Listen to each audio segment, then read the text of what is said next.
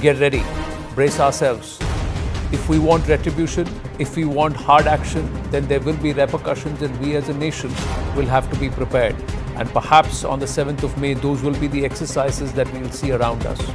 But in this edition of The Right Stand, we're going to take a little bit of a different perspective. Post Pahalgam, here on The Right Stand, we've covered different angles and possible implications of Bharat's response and the various aspects, geopolitics, local, investigation, everything we've covered. But in this edition, we deep dive into a different factor, something that we urge our viewers to also take stock of and consider. A whole new but very possible perspective on the real masterminds operating from the shadows, on how Pahalgam could have been the devious plot of the dragon to trap Bharat, and how Bharat's delayed kinetic action perhaps has avoided a possible strategic ambush by the CCP. Now, Bharat's growth has disturbed China. China is in big trouble over Donald Trump's tariffs, contrary to the narrative pushed by the Chinese state-controlled press and Trump-hating Western media outlets. 145% tariff and a reverse tariff of 125% between these two nations. Trade is actually zero right now, as China's factory activity shrinks at its fastest pace in 16 months in April, and the manufacturing sector takes a battering due to America's 145% tariff on Chinese imports. Beijing has been particularly alarmed over Apple's decision to pivot away from China, move its iPhone assembly lock, stock and barrel to Bharat. Bharat's markets show signs of revival in March, while Chinese markets showed a slowdown.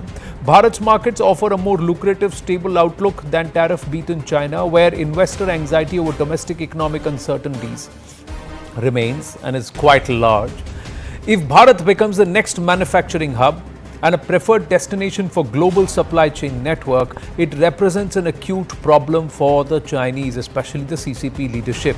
Chinese economy is already stated to significantly slow down, with global banks revising their forecasts. And now, amidst this, when domestic demand is yet to take off, the shifting of global supply chains away from China and the China-dominated Southeast Asian arc to Bharat is a geo-economic setback and a geopolitical hazard for those in power in Beijing.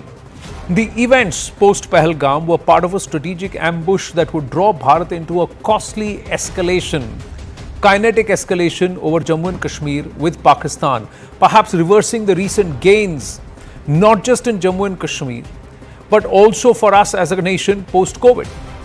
It could also lower the resilience of the Indian economy at a time when it's poised to take off. CCP's footprints are all over. It is shielding Pakistan at the UNSC, providing diplomatic cover fire, projecting the terror-sponsoring nation as a victim to soften Bharat's attempts at Pakistan's diplomatic isolation globally, and is even hinting at coming to Pakistan's aid should the need arise. Ironclad friendship. That's what they've said. The Chinese Foreign Ministry, soon after Bharat's vow of retribution, stated that it fully understands Pakistan's legitimate security concerns and supports Pakistan in safeguarding its sovereignty and security interests. Note that Prime Minister Narendra Modi never talked about a war with Pakistan. He said we will identify, track, punish the perpetrators and their masterminds and their akas, wherever they are, in whichever corner of the world. He never said that Bharat is waging war against Pakistan. But the Chinese have already interpreted it as war between Bharat and Pakistan, trying to again re-hyphenate Bharat-Pakistan, India-Pakistan. And Bharat has already de-hyphenated this. So the idea is to try and bring that discourse back at that level, to the regional level. Now, the big questions that we ask are, was it in Pakistan's strategic interest to carry out terror ops in Bharat when it is economically crippled already? It's in a state of penury. They're currently spending 5,000 crore per day. They don't have reserves or the ability to fight a serious conflict for more than 4 days. आपकी तैयारी होगी तभी आप पंगा लोगे ना. This is a nation in disarray. Anyways, can it be attached to the whims and fancies of a mullah madrasa bred general of the Pak army? Who actually gains from drawing Bharat into a kinetic engagement and escalation at this time, in this region and also geopolitically? Is the real enemy operating from the shadows? Was Pahalgam plotted in Beijing? We ask. And viewers, we urge you to think about this and consider. And by resisting a knee-jerk kinetic reaction, सीधा जाके missile फोड़ देते हैं. That knee-jerk reaction would have had repercussions, consequences, and perhaps you would have been drawn into something that would have hurt us in the long run. Has Bharat, by resisting a knee-jerk reaction, kinetic reaction, dodged a possible strategic ambush? Let's try and understand this in greater detail and perhaps more perspective. Tilak Devashaji, former member of the NSAB, author himself who understands this region and geopolitics, has been a regular with us on the right stand. Thank you once again for being with us here on the show, Tilakji. Always a pleasure. Andrew K. Pilum, China strategist, and we'll understand the Beijing perspective and, of course, his own understanding of this region. But first, we'll go across to Srimoy Talukdar, senior editor, First Post, who's written a fantastic piece about this very possibility. So, Srimoy, what prompted you to write? And you have qualified by saying this is all circumstantial evidence. We have to consider this possibility. There is nothing actionable to say that Beijing perhaps was involved. But is it in Beijing's interest that Bharat gets engaged into a regional war or regional conflict? Anand, thanks for having me here. In any financial crime, when investigators start their operations, they always look for this very small thing. It's called follow the money. Where is the money trail gone? So if you take that paradigm and apply it here, as in who benefits from an India-Pakistan kinetic action right now? If you follow this question and go to the logical end, then you will come up with the obvious answer. Because see, Pakistan, it is not in Pakistan's interest to launch a war against India. The country can hardly sustain itself. It's a banana republic. It's somehow carrying on its daily activities through doles from different financial institutions, and it is at the mercy of many other bigger powers. So for Pakistan, the primary focus should be its internal stability as well as development of its very poor people. Their per capita income is even lower than in India. So why would a country which has basically, and Pakistani generals, regardless of what they claim, they know that they can never take Kashmir away from India. So what is this big point about fighting wars with India every now and then? But if you look at this from another angle, that Pakistan is acting not as a sovereign country but as a mercenary state, and it is being used by another country which directly does not want to get involved and enjoys plausible deniability. It is then according to my understanding, that the pieces start making a lot more sense. Because if Pakistan and India go into a kinetic action, escalation dominance is very difficult, because Pakistan's conventional warfare is obviously India enjoys slight advantage over it. But many, former army chiefs and people who follow this, who have domain expertise in the angles, they have said that it is difficult for India to establish escalation dominance over Pakistan in any conventional warfare. So it will be a war of attrition. There will be escalation. One side will hit, the other side will absorb, then hit back, and will go on. So Pakistan is already a basket case, and it has.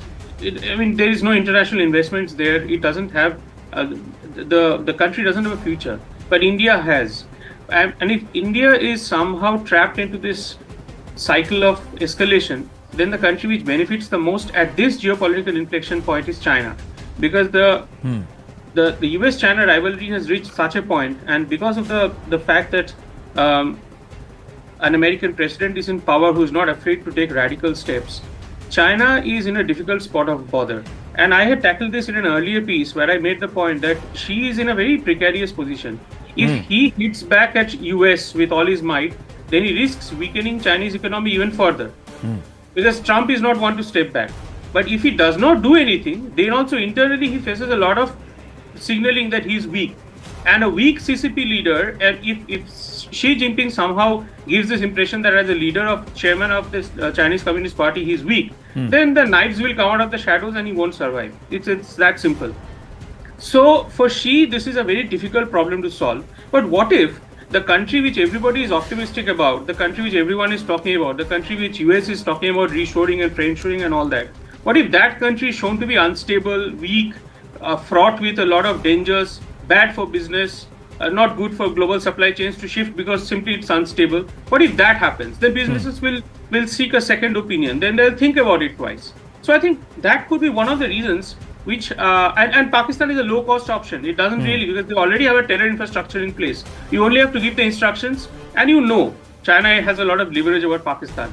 So while writing the piece, I was considering all these disparate dots, and I thought that the idea that came to my mind that if I see that which country benefits the most from an India-Pakistan angle, India-Pakistan kinetic warfare, it is China. And then if you look at the clues all over the place, the way Chinese equipment, and these are extremely secure modern equipment which should not be falling in terrorists' hands. And I cannot imagine that China, which is so sensitive about everything, it does not know that its cutting edge equipment is being used by terrorists against India, and it chooses to do nothing about it. That's too good to be true. In fact, I remember couple of days back, South China Morning Post carried an article in which one Chinese analyst is quoted as saying, and I'm quoting here, that if India and US strike a trade deal, that is entirely up to them. We don't mind. But if that trade deal has any wording against China, then we reserve the right to take action against them. So if China, which has such a heightened sense of sensitivity that even a trade deal authored between two sovereign nations cannot be worded with one word against them, then how come their equipment is being used by terrorists in Pakistan against India? They don't know anything about it. So, and not just that they don't know anything about it, they are not doing anything about it. Yeah. Andrew K. Leung and then Tilak Devashar. Yes, Andrew. Well, I think that to any educated members of your audience, it is quite ridiculous to assume that Beijing would promote a conflict in its borders while its economy is now being hit. It doesn't make sense. I mean, there are far more important parameters on the mind of Beijing than stirring up trouble in its border. So it is totally nonsense. I mean, this kind of conspiracy theory. Now, of course, China wants peace to promote its international trade on which its economy depends. And of course, an unsettling border, particularly amongst two large countries like India and Pakistan, does not measure up to China's trajectory. But of course, China wants peace. In fact, any conflict is in nobody's interest, not in Pakistan's interest, not to India's interest, not to President Trump's interest either, because President Trump doesn't want war or conflict, and least of all, China. And China's pivoting its economy towards the global south, including, of course, its neighbors, and of course, it's a mending fence with India. And of course, there is no question that about the close partnership between Pakistan and China. And just to assume that someone was carrying out Huawei phone means that someone is a terrorist. It's ridiculous. I mean, all my friends have got Huawei phones in Hong Kong and all other so many people around the world. So I think that this kind of conspiracy theory and trying to drum up a rhetoric, blackening China, is totally ridiculous and almost an insult to the intelligence of your viewers. You know what is ridiculous and almost an intelligence insult to the intelligence of viewers is that the Chinese, who take umbrage when their people and their engineers are attacked in Pakistan, who summon the army chief to Beijing, have got nothing to say when their drones, their guns, their grenades are found in the hands of jihadi tanzeems. And it's not once, twice, it's multiple times. That's the question you sidestep altogether. That's what is ridiculous, and that is insulting the intelligence of our viewers, Andrew K. Leung. And of course they want trouble at the borders, but they don't want to be involved. That's another aspect which perhaps escaped your intelligence, that the Chinese want India to be in a war, because then they can perhaps reconstruct, recalibrate, and perhaps work out an equation where trade is back on with them. They don't have big supply chains, big disruptions that happen in Bharat. The Vizhinjam port in Thiruvananthapuram is the biggest challenge for China's string of pearls dream and to dominate the Indian Ocean. Are we not aware of that, or does that escape your intelligence respectfully? Tilak Devashar? Let's leave China for a moment outside. Look at Pakistan. It is certainly in the interest of the Pakistan army to foment trouble in India. There is a personal reason for General Asim Munir because he's on this campaign to get an extension in November. It is in the army's interest because they're not able to handle the domestic turmoil, whether it is the Baloch, the Liberation Army and other Baloch groups, whether it's Tehreek-e-Taliban Pakistan in TTP. The kind of hits that the Pakistan army is taking from these two groups, and they're not able to do anything about it, and people are asking questions. There is a lot of political polarization in Pakistan that the army has done everything it can against Imran Khan, but they are not able to make a dent in his popularity. He continues to be the most popular person in Pakistan. The Pakistan diaspora, especially in the US, is lobbying very strongly in favor of Imran Khan. There is a bill now introduced in the US Congress called the Pakistan Democracy Act, a bill which directly targets Asim Munir, the army chief. Now, Pakistan's template since 1947 has been that whenever there is domestic turmoil, you externalize it by creating tensions with India. So it suits Pakistan. Pakistan doesn't have to act as a mercenary for China. It is doing it on its own. That is the first. Yeah, I think as the article also mentioned, there is a mutuality of interest between China and Pakistan. Indeed. Because for all the reasons that you listed out, and I think there's a lot of merit in that by connecting the dots. Because at a time when China is not at its strongest or not at its best economically, to see a neighboring country like India doing much better, attracting investments and the global supply chains, some of them at least moving towards India, is not a very comfortable thing. And what China has done for the last 2 or 3 decades, that Pakistan is a very low cost option for China. You know, you give a few toys to Pakistan, and Pakistan keeps India busy and bogged down in South Asia. So China doesn't have to come out in the open at all. There'll be no link. But it just does make sense for China at this particular time to be able to encourage or to have Pakistan's back. Therefore, the statements that have come out from China, that we will protect the sovereignty and all those other statements that it has made, talking about a neutral probe. Well, how can you have a neutral probe? You know, on this particular thing, I mean, the people who have died, have died on Indian soil, they are Indians. You can't sit in judgment over dead bodies. 26 people have died horribly, massacred. And then you want to sit in judgment over that? So I think there is a lot of cause for Pakistan to have done this on its own, but I think it has got a bonus or icing on the cake due to Pakistan's support, or Pakistan at least watching their back. Andrew? Well, I think that Beijing's view would be preserving peace in its borders and, in fact, around the world. And in fact, if Beijing was asked to play a role to calm down the conflict, my view is that Beijing would be pleased to do so.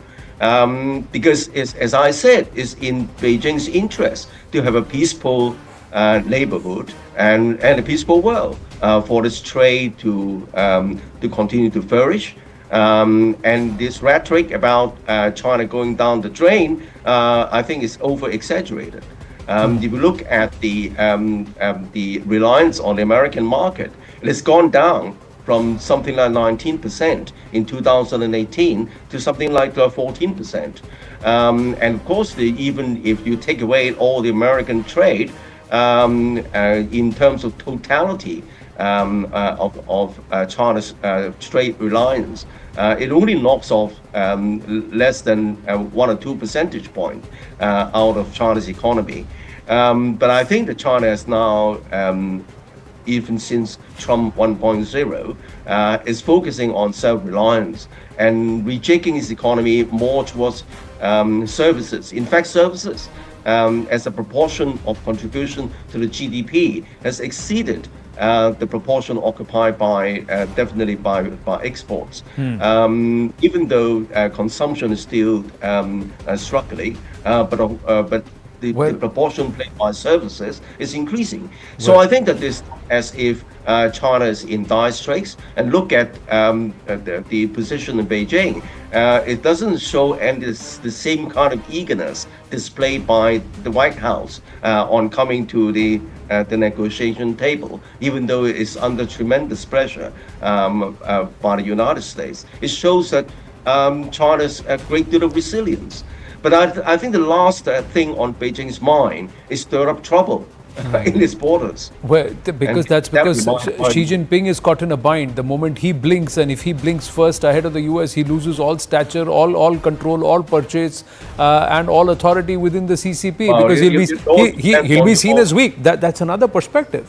And 2% of a weakening GDP, a slowing economy, which is also dealing with a huge real estate and banking crisis internally, is going to hurt. Is going to hurt. Srimad Talukdar, quick word. We have to cover more ground. Okay. I just wanted to do two things. I have incredible respect for Tilakji, so I'll just point out one thing about what he said about Pakistan. I think that the Asim Munir, the Pakistani army generals, would have done a cost-benefit analysis, and unless China had underwritten the plan, as I said in my piece, it would have been difficult for Pakistan to plunge headlong into any war with India, because they don't have the resources. As you yourself have pointed out in the report, that they only have 4 days worth of resources to fight the battle. So unless a bigger power is bankrolling them, because if you look at CPD data, 81% of Pakistan's arms are imported from China, including cutting-edge equipment. The point I have made in this piece is that Pakistan could be a denuded banana republic with denuded people who have even no rice or atta to eat. But generals will always have resources, because that is in the interest of China, who wants to balance India and South Asia. They will not have any quantity of resources ever. That is one. The second point about by previous speakers, China suddenly, becoming independent of US demand. Let me tell you that Chinese domestic demand has not crept up at all, despite Xi Jinping trying very hard, and real estate sector is still in real bit of trouble. So the Chinese economic outlook is very bleak. Look at don't take my word for it. Look at all the banks that are talking about it. 3.5% growth has been estimated. So yes, China is in a lot of trouble, despite the narrative they are trying to push. Right. Srimad Talukdar and Tilak Devashar, please stay on with us. Andrew K. Leong, thank you. Thank you for joining us, because we're going to move to another angle, another dimension that's closer home. One of the questions a lot of viewers and a lot of us will be asking, what is it that Bharat has done? We don't seem to be seen as doing something. It's not just kinetic action. There are 10 key crackdowns against Pakistan that have started right from the 23rd of April. In fact, 22nd of April when this happened, 23rd onwards. All imports from Pakistan banned. To plug all loopholes and prevent the entry of any Pakistani goods through any channel, the government has imposed immediate ban on import and transit of all goods originating from or exported by Pakistan. According to official data, Bharat primarily exported items such as soya bean, poultry feed, vegetables, red chili, plastic granules and plastic yarn, while importing dry fruits, dates, gypsum, cement, glass, rock salt and herbs from Pakistan. No Pakistani ships allowed in Indian ports. From Bharat on Saturday banned the entry of Pakistani ships at Indian ports, while also barring Bharatiya ships from going to Pakistani ports. According to an order issued by the Maritime Authority of Bharat, Directorate General of Shipping or DGS, the restrictions were put in place with immediate effect until further order to ensure safety of Indian assets, cargo and connected infrastructure in public interest and for interests of Indian shipping.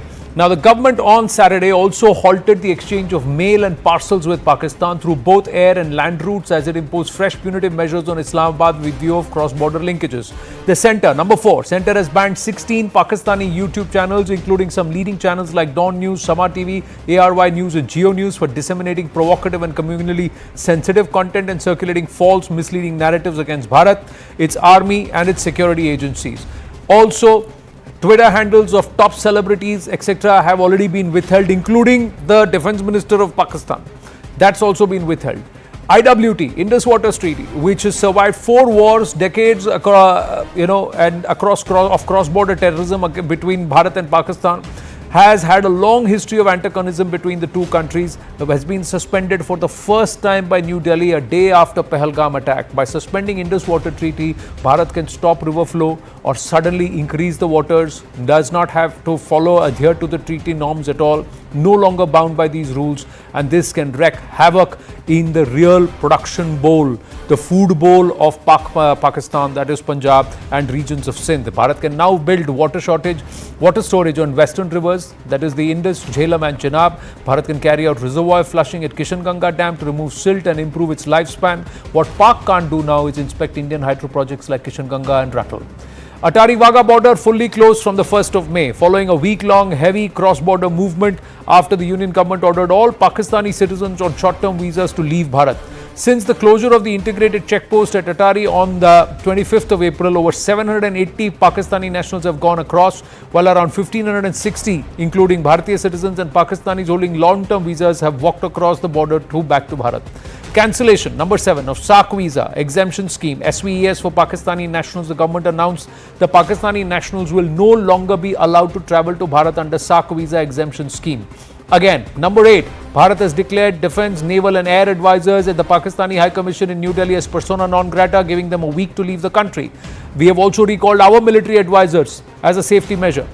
Bharat has also announced a reduction in the overall strength of the diplomatic staff at the High Commission in Pakistan from 55 to 30 effective 1st of May. Number 10, cracking down on terror following the Pahalgam attack. Security forces have blown up at least 9 houses belonging to families of those wanted for terrorism in the valley. The demolition started with the house of Lashkar-e-Taiba terrorist Adil Ahmed Thokar, believed to be involved in the attack. Now, let's talk about the most important, where we are seeing visible results, and your pictures are doing the rounds. We put them out here on the network too. This is pulling back or suspending, putting in abeyance the Indus Water Treaty. We have cut the water flow through the Baglihar Dam on the Chenab for the first time since the 1960s. While Bharat is planning similar measures at the Kishanganga Dam on the Jhelum, a reservoir flushing process to remove sediment began last week, carried out by Bharat's biggest hydropower company, state-run NHPC Limited, so that the depth of the reservoir increases, we can hold more water. And authorities in the federal territory of Jammu and Kashmir. This work may not immediately threaten water supply to Pakistan, but it could eventually be affected if other Bharatiya projects launch similar efforts. Pakistan already depends on rivers flowing through Bharat for much of its irrigation and hydropower generation. The Kharif season is right around the corner. Cotton sowing is already happening. The Chenab is dried up. Akhnur, some of the visuals that you will see in some time, it actually shows people walking across the river. That's how much the waters have dried up. Over half a dozen projects across Jammu and Kashmir itself, blocking water on the Chenab River, closing gates of the Baglihar Dam. The electricity problem in J&K will be solved. It will be helpful in irrigation, agri sector in Jammu and Kashmir. Water reaching Pak will decrease. There will be a drinking water crisis in Sindh and Punjab, and also irrigational crisis. Food bowl, that's the food bowl, and also the textile bowl. Both industries, and of course it will hurt Pakistan dearly. Now, amid simmering geopolitical tensions with Pakistan, global ratings agencies Moodys says Bharat's economy is unlikely to face major disruptions even in the event of a sustained flare-up with Pakistan. In the note released, Moodys has said that Bharat's macroeconomic stability remains intact thanks to its limited economic exposure to Pakistan alongside robust domestic fundamentals. While a prolonged conflict would lead to higher defense spending and marginally slow fiscal consolidation, Moodys has said the broader macro outlook remains steady for Bharat. Strong public investment and resilient consumer demand continue to support Bharat's growth trajectory, even as the pace moderates from previous highs. And in contrast, the same scenario could prove far more telling and damaging for Pakistan. Sustained escalation in tensions with Bharat would likely weigh on Pakistan's growth and hamper the government's ongoing fiscal consolidation, setting back Pakistan's progress and achieving macroeconomic stability. Moodys has said this is going to hurt Pakistan dearly. Any escalation with Bharat, that's what Moodys is saying. International watchers are saying it's going to hurt the Pakistanis more. Tilak Devashar and Shrimay Talukdar are with us. Should it be said that Bharat is not taking action, Tilak ji? Because there is this entire sentiment कि हमने कोई बम तो नहीं फोड़ा, हमने जाके उनके कोई ठिकानों को तो नहीं ठोका, तो हम क्या एक्शन ले रहे हैं? What is it that we are doing? You know, I would just like to say that the public needs to be educated that action does not mean only kinetic action. if the objective is to hurt Pakistan, see, one thing is revenge. You've lost 26 people. People want to see 26 bodies on the other side. I think that's much too short-sighted for a country like India. If you want to make sure that you hurt Pakistan in the long term and make it desist from resorting to this kind of an action in the future, then just one measure of the holding in abeyance the Indus Water Treaty in itself will go a large way in doing that. You know, there is no life without water. Ji. You can't grow crops without water.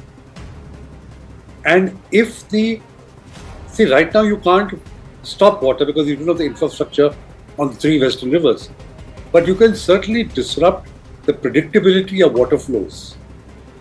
If you're not going to be sharing data, so you can withhold water for a couple of days, you can release water suddenly. This in itself would have a huge impact on Pakistan's agriculture. And if you persist with this over the next year or two, you will be able to divert into canals and build also the largest storage capacity in which you can actually store water. So I think that what action the government of India has already taken is going to be enough to be able to teach Pakistan a lesson so long as it is persisted with over a period of time. See, this period is very critical. You mentioned Kharif. The early Kharif sowing begins by about the 15th of May. Ji. If there is not enough water, you see the two large dams, Tarbela and Mangla, have already reached dead levels. Unless or until there is rainfall and more water comes into them, they will not be able to release water for the early Kharif sowing. Chenab and Jhelum, if water supplies are disrupted, you will find they'll have a problem in actually sowing the early Kharif. So it is going to make a huge impact. And very soon you will find that farmer bodies are going to start protesting that, hey, what are we going to do for the whole season? If right now you have a problem, if you don't sow, what are you going to reap? Right? So it's good. This one measure has a huge impact, and you combine it with all the other diplomatic and economic measures that have been taken. I think it's going to be, it's very, very impactful. Yes, people want to see the kinetic action, but I think for that, we should prepare for the long haul. You know, I don't see there is no reason to rush into this. Remember in 1971, Dil Manekshaw asked for 9 months. You know, after March, he asked for 9 months, and it was only in December that India was actually prepared, went in, and within 12 days or 13 days, they had marched into Dhaka. So, if we are here for the long haul, to teach Pakistan a lesson that terrorism does not pay and will not pay in future, then we should be prepared for the long haul. Don't do anything in a hurry. But the non-kinetic measures, that is going to hurt Pakistan much more than just killing an X number of people. Correct. But these non-kinetic measures, the viewers must appreciate. This is the whole thing ki jaake phod ke aa jao. But that has its own repercussions. The MHA has just now said that civil defense methods have to be started. Is Delhi ready for 24-hour blackouts? Are regions ready to be bombed or because there will be repercussions, Shri Moy?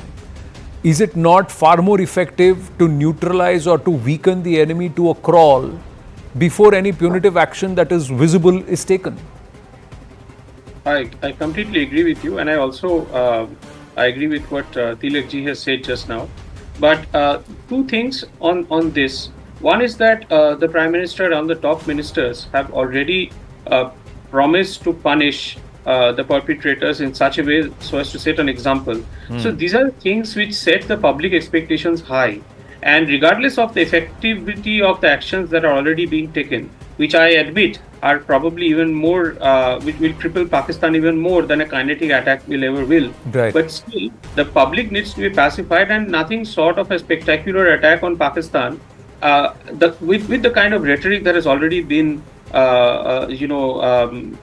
been in public domain, that kind of rhetoric will demand a spectacular retaliation, which is why I fear that this pressure has built up. Right. And I touched upon this aspect in my piece as well, as to why the government felt compelled to suddenly declare caste census all of a sudden in the middle of this thing. it is my contention that was given to stave off some of the pressure that has already built on the narrative front, and pressure that Pakistan was tapping into and exploiting as well through their PSYOP operation, saying that next attack in 24 and 36 hours. So much as I would agree with your contention that yes, these measures are even more effective than a kinetic action, but I think with the Prime Minister and the Defense Minister and all the top ministers talking about exemplary punishment, that creates in the mind of the audience some sort of a kinetic action. But I think that India is under no obligation to take it according to Pakistan's timeline. The saber rattling that they are doing right now is costing them money. Let them spend even more money. Let them be in a perpetual state of readiness. We will strike like a thunderbolt when the time will come. Right. We will strike and strike hard, but we need to be ready as a nation. We need to be ready for repercussions, but more importantly, we need to weaken the enemy to a crawl so that the enemy cannot hurt us back at all. So that's what we are doing at this point in time. We are teaching a nation and its masters the lesson for trying to wage a proxy war with us. We are already starting to bleed them bad, and we'll bleed them further before we hit them hard. Tilak Devashaji and Shrimoy Talukdar, thank you so much for your time. Always a pleasure speaking with you. Great work, Shrimoy, on that piece that you have written for First Post.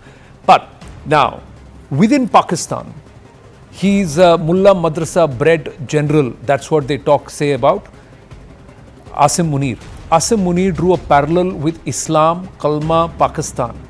Now listen into Maulanas in Pakistan, clerics who are turning around and saying, Hindustan, Pakistan is nothing but political. It's got nothing to do with Islam. We are suffering more under the current disposition and under the Vardi in Bharat, in Pakistan, compared to whatever is happening in Hindustan. Hindustan में लोगों में they are not having that much of problem. उनके ऊपर उतने जुल्म नहीं हो रहे हैं जितना हमारे साथ यहाँ हो रहा है. This is what the Maulana is saying inside a masjid. Listen to this. अगर पाकिस्तान हिंदुस्तान की जंग में आप में से कितने लोग पाकिस्तान का साथ देंगे, हाथ खड़ा करें. कम ही नजर आ रहे हैं. इसका मतलब है कि काफी समझ पैदा हो चुकी है. मसला यह है कि पाकिस्तान और हिंदुस्तान की जंग इस्लाम की जंग ही नहीं है. पाकिस्तान की जंग कौमियत की जंग है. आज पाकिस्तान में जो कुफरिया निजाम है, जो जालिमाना निजाम है और जो फिस्क फजूर है, वो हिंदुस्तान से ज्यादा बढ़कर. हिंदुस्तान में इतना जुल्म नहीं है जितना पाकिस्तान में जुल्म है. You heard him. Now listen to the Imam of Peace, member of the Global International Council of Imams, Maulana Muhammad Tawhidi, has spoken with us here on the right stand, and he takes the right stand, very clearly says Pakistan does not represent the Muslim world. Listen in. He is known as the Imam of Peace, and Imam Muhammad Tawhidi, namaste and thank you for your time. Thank you for speaking with us. Absolute pleasure. My first question to you is your reaction on what's happened in Jammu and Kashmir and Pahalgam, the carnage that was witnessed, and a place where Hindus were singled out, especially Hindu male. They were stripped. They were also gunned down if they could not recite the kalma. Firstly, we share our prayers and thoughts and emotions with all of the victims of the heinous crime and horrific terrorist attack that took place. And we pray that God blesses their souls and provides their families with patience and harmony.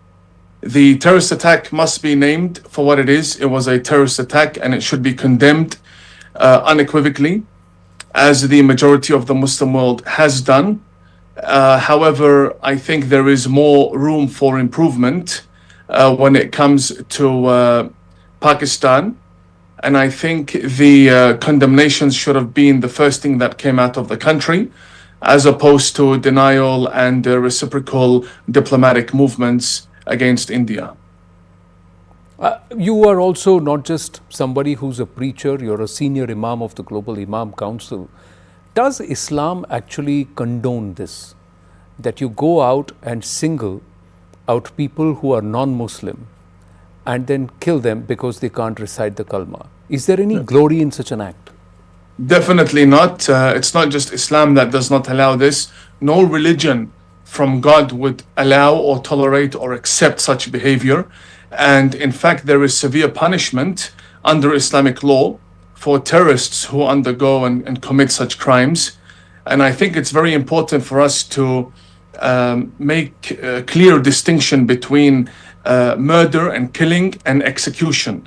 What happened was an execution by a ISIS, Hamas-like terrorist group, and I think it's unacceptable to go along with the excuse that they came out behind the trees and they came out of the woods and we don't know who they are. And no, I think the authorities know exactly who these people were, and I think action needs to be taken, because the ideology that allows such a terrorist attack to take place and to begin with is the ideology of the Muslim Brotherhood, a terrorist organization that is banned and hunted and weakened and crippled by the majority of Muslim states. So to see it actually take ground in Pakistan is very concerning.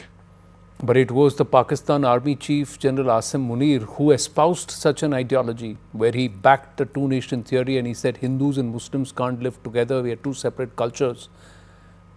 And he said that after Makkah, Medina, that region, Pakistan is the only nation that's born out of the Kalma. I have not heard those statements, but I believe you. And I can tell you this, Islam is not run out of Islamabad, and it's not run out of Tehran. It's not run out of any other country than the UAE and Saudi Arabia. These are the two Arab countries and nations that run the region and the religion. And decisions with regards to the mood and direction of Islam are made in Riyadh and in Abu Dhabi. They are not made in Islamabad or Tehran or Kabul or any other country in the region. I want to be very clear. Even other Arab countries do not have the authority over the Muslim world the same way the UAE and Saudi Arabia does. This is where Islam was born, and this is how Islam is being governed, as you can see today. And I think that it is time, well, if Pakistan wants to be a prosperous, peaceful country with a good reputation on the world stage, it needs to get in line with the UAE and Saudi Arabia. And I want to make very clear that in terms of progress and development, the UAE is the one leading the region and the religion Islam forward, as you can see with the Abraham Accords, peace between Muslims and Jews and Israel and the Arab states. And I think Saudi Arabia will follow very soon, but Pakistan needs to get in line if it wants to be included in this Muslim world community of peace and harmony and progress. We cannot tolerate Hamas-like entities on motorbikes, as you have seen and everyone has seen in the videos that came out during and after the attack. Terrorists on motorbikes circulating cities and villages cannot be tolerated or accepted. The Muslim Brotherhood must be crushed in all of its flavors and in all of its languages, Urdu included. See, Crown Prince and Prime Minister Mohammed bin Salman has also moved Saudi Arabia to the moderate path. He's espoused a moderate version of Islam. But if you look at how Pakistan espouses it and all Pak-backed terrorists speak about, they come from two important sects, and I'd like your views here. One is the Deobandi sect, and the other one is the Ahle Hadith. Now, the Deobandi sect in their textbooks represent or interpret, and what's being taught in those seminaries is the Deobandi interpretation of the holy book, that is the Quran. Now, there is a variance there, and that's what experts have pointed out too. When you have such mullahs and maulanas in these seminaries pushing a very radical ideology, how do we curb that? Because people are coming out brainwashed, and this is what they think is the right way, that kufr either have to be converted or killed. Now, how do we deal with something like this, Imam Sahib? The Deobandis and the Ahl Hadith are organizations. They are not Islamic sects, and they're not Islamic schools of thought, and there is no seminary that they control. These are small schools that are funded by their own businessmen and are set up in their own neighborhoods. The only seminaries that currently define what Islam is the Holy Seminary of Najaf in Iraq and the Seminary of Al-Azhar in Egypt for the Sunni world, and there are branches of these seminaries. We, of course, are the emissary and deputies of the seminary in Najaf. In the West, the GIC, the Global Imams Council, and clearly we do not recognize the Deobandis or Ahl Hadith, and nor does Al-Azhar recognize them. Saudi Arabia, as the hub of Islam, when it comes to Mecca and Medina and the main Islamic schools in Medina do not teach the curriculums that the Deobandis and Ahl Hadith adhere to. So I think it's very important for us to take a look at who exactly represents Islam. And as I said in my previous comment, it is the Arab states, the Arab clerics. It is, again, Islam is our religion. God spoke to us in our language. And so Pakistan and the other nations, with all due respect, are converted into Islam throughout Islamic history. The root of Islam remains Mecca and Medina, and the Arabian Peninsula remains the home of Islam. But you have the likes of Turkey backing Pakistan, and they toe a variant line even within the OIC. So you have this Turkey, you have Pakistan, Malaysia. These are entities who are trying to pull a separate block even within the OIC. How would you read that? And to the common practicing Muslim who's being brainwashed in the name of Islam to go ahead and do what they have been doing. There are at least lakhs of such cadre across Pakistan, part of various jihadi tanzeems, 300 odd who find their haven in Pakistan, operating from different areas, all of them running seminaries, and there are mullahs who believe that what their word is gospel, and they are the ones who are brainwashing these young minds. Be it the Salafi, Wahhabi, Ahl Hadith part of it, where the Lashkar and the Jamaatul Dawa espouse that, or you have like I said, the Deobandi sect, which the Jaish-e-Mohammed and such outfits have. And all of these people, their akas or their heads, operational commanders or their figureheads, call themselves Maulana, or they call themselves Hafiz. Yeah, I don't think memorizing a book gives you authority to preach the book, nor to interpret the book. Many people memorize the Holy Quran and they do not know what it says because they're not able to speak Arabic or understand Arabic. Memorizing words can also happen. You may listen to a song in Spanish and memorize the words. It does not mean that you know exactly the laws regarding the root of the word, where exactly it comes from, how it is applied, where it is used in Islamic law. And yes, we need to also distinguish between imams and maulanas and preachers and khatibs and qaris and so on. So I think we are dealing with a world that's much less organized than we have in the Gulf. In the Gulf, all imams need to be certified and qualified and approved by the state before they appear on television or preach or lead prayers or deliver a sermon or hold any official meetings or provide opinions on provide expert opinions. The state here has full control, and that's why there is peace and harmony and security in the state. Going back to the nations that you mentioned, and again, I speak with all due respect to everyone, but none of the nations you mentioned are on the same level as the UAE or Saudi Arabia to balance power or balance narratives. You're mentioning nations that bandwagon on the Gulf states for security, economy, and so on. So again, I take you back to my first comment. If these nations want peace and harmony and to actually live the same way the Muslim world in the Gulf is living, then it's about time for them to get in line with the UAE and Saudi Arabia. But now, tomorrow, if there is, or say in the near future, if there is some punitive action taken by Bharat against some of these terror tanzeems, not against Pakistan as a sovereign state, and then there is a point of taking positions, what should be the position that should be taken? What is the advice that the Muslim world, or you as a preacher, an imam, a part of the Global Imam Council, would give to the leaders in Pakistan, to the mullahs who are there and who right now are busy rabble-rousing, saying that in the name of Allah, in the name of Islam, let's just go to fight because Kashmir is ours and we are going to take it. This is the whole narrative that's happening, Imam Sahib, and that's why I'm asking you point blank. Kashmir aside, that's a political solution that the differing states, and I believe China as well has a claim to it. They need to sit and solve that. But I can speak to the Islamist terrorist organizations that need to be destroyed 100%.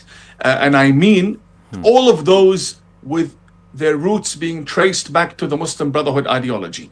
Anyone that can be traced to the Muslim Brotherhood or with links to the Muslim Brotherhood ideology that gave us Osama bin Laden, that gave us Al-Qaeda, that gave birth to ISIS, that gave birth to Hamas, that gave birth to every single terrorist organization you have in Pakistan or you have in the Arab world.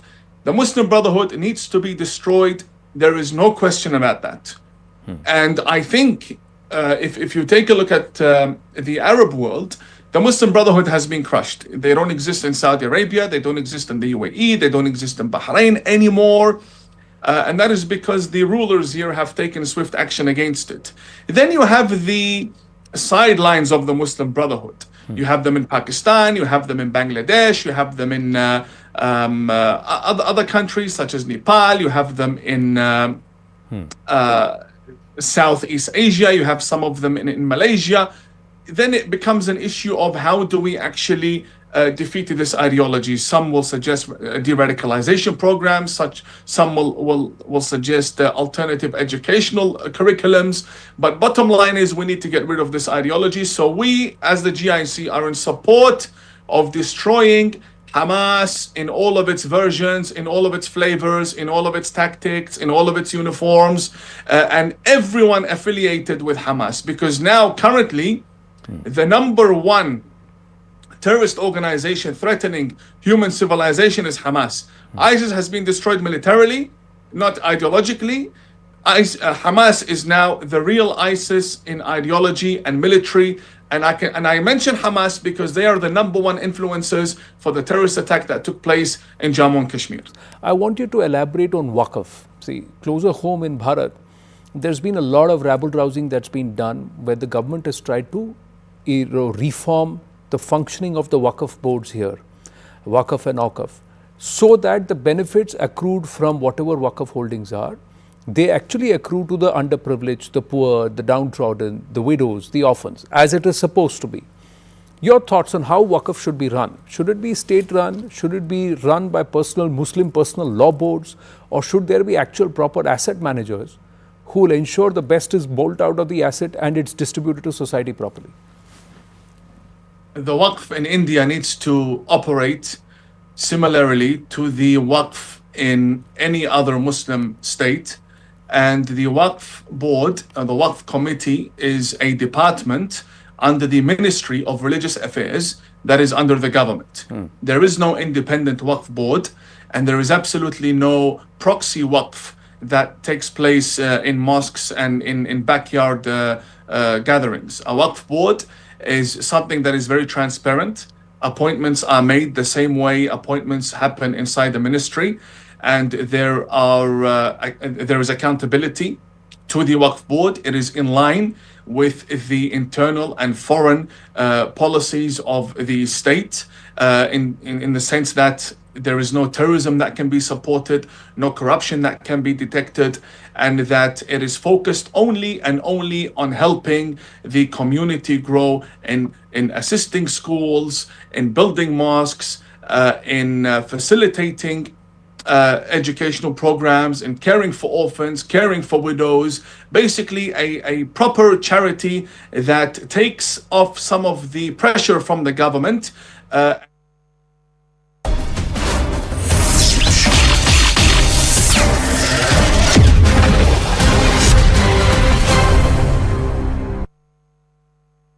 Brought to you.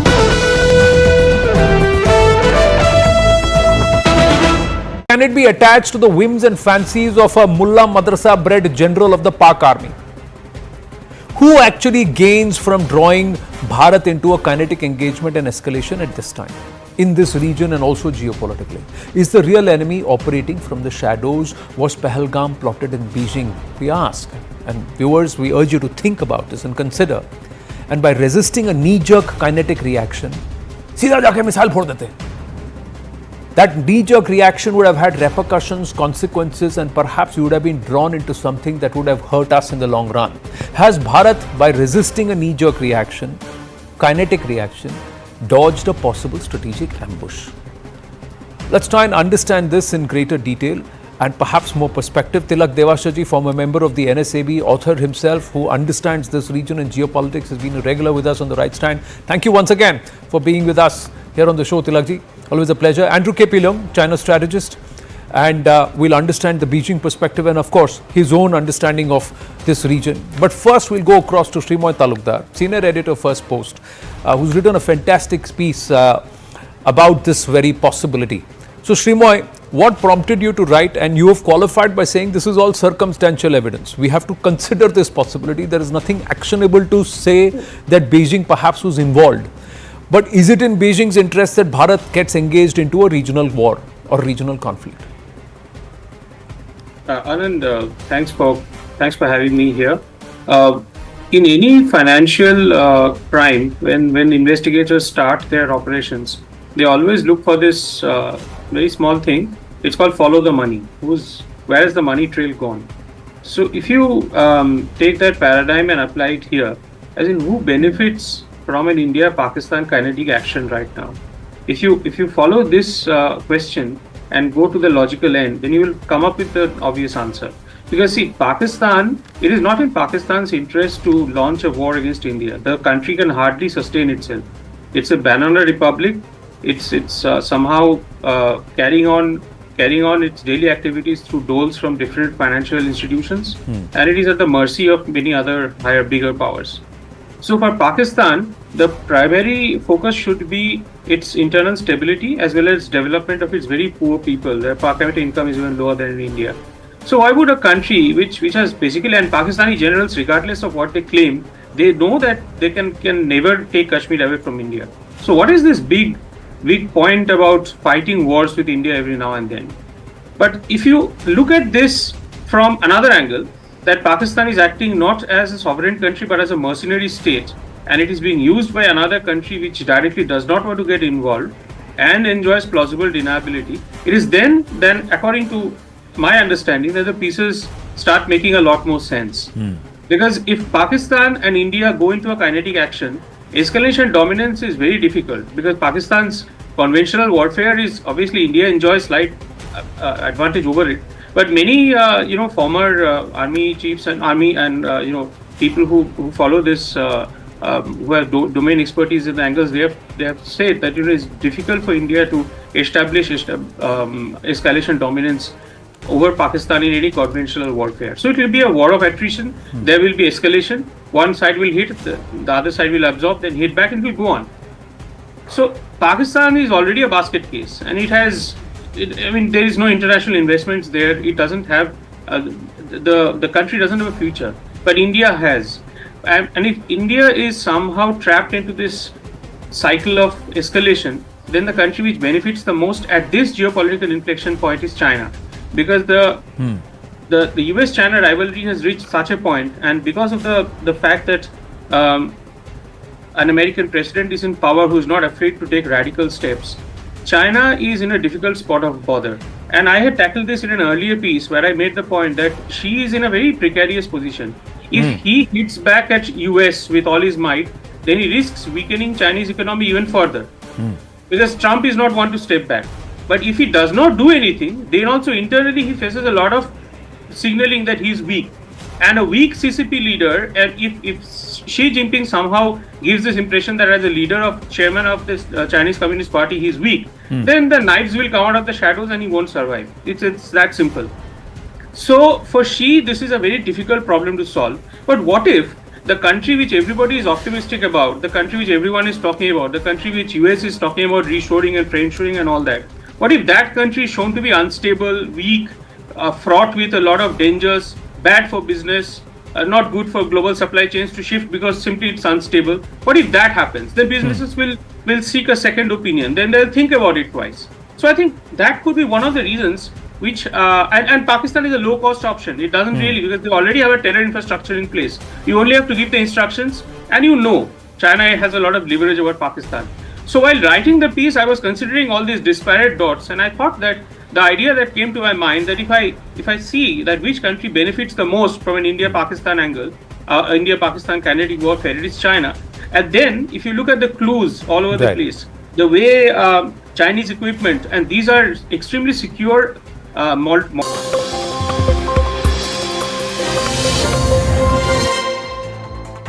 Good evening, you're watching Brass Tacks. I'm Zakir Jacob. It's been 13 days since the Pahalgam attacks, while 26 Indians were killed. The mood of the nation clearly is that Pakistan needs to be taught a lesson, no question about it. The perpetrators need to be brought to justice. Again, no argument there. But the dark clouds of war are also casting an overhang in the subcontinent. Today, the Ministry of Home Affairs has written to multiple states asking for civil defense operations to be ready, to prepare for air raid sirens, to prepare for blackouts, etc. Turkey and Malaysia have come out openly in support of Pakistan. But Russia is firmly in India's corner, particularly after the phone call today between Prime Minister Modi and President Putin. In fact, President Putin unequivocally said that India has the right to avenge what happened in Pahalgam. We'll try and make sense of this emerging geopolitical chessboard because this is going to be important in the aftermath of whatever action India takes as India deems fit, because we'll have to seek out our friends, partners and allies, and who may they be. And at the same time, we should also be fully aware of who will be throwing their lot in the Pakistani corner. But first, I want to bring you up to speed with this circular that's been sent by the Ministry of Home Affairs. It's a fairly important one. It is one that we have not used to in this country for a while now, amid the rising tensions between India and Pakistan in the aftermath of the Pahalgam attack. The Union Home Ministry today has sent this circular to multiple states. It has asked these states to conduct mock drills on the 7th of May, that is Wednesday, for effective civil defense. Now, this is normally the kind of circular that you circulate when you want to be prepared for any eventuality.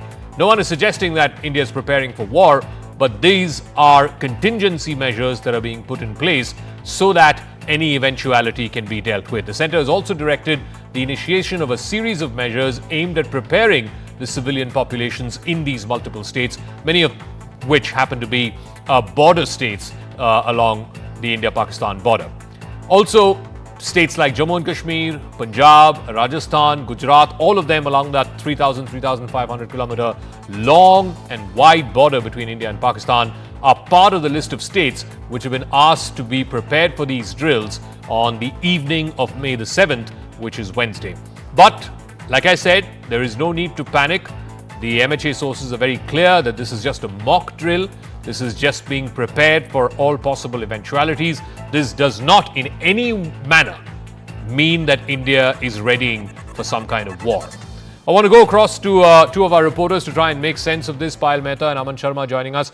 Payal, so what does this actually mean? Break this down for our viewers, because none of them would have seen a circular of this kind in a very long time. I think the last time something like this would have happened was way back in either 2611 or even before that during the 2001 Parliament attacks and the Operation Parakram that happened subsequently. So explain to our viewers in historical context why today's circular is important. Well, of course, we've seen a lot of activities, Dhaka, happen along the Pakistan border, and Pakistan preparing in a certain manner is what, the agencies have been able to tell us. And of course, India also needs to prepare in the wake of the same.